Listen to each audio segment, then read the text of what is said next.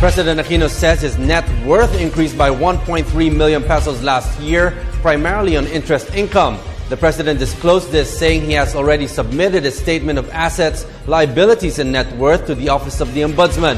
Based on his 2012 SALN, the president's wealth was 65.13 million pesos, including an inherited house and lot in Quezon City with a reported value of 24.3 million pesos.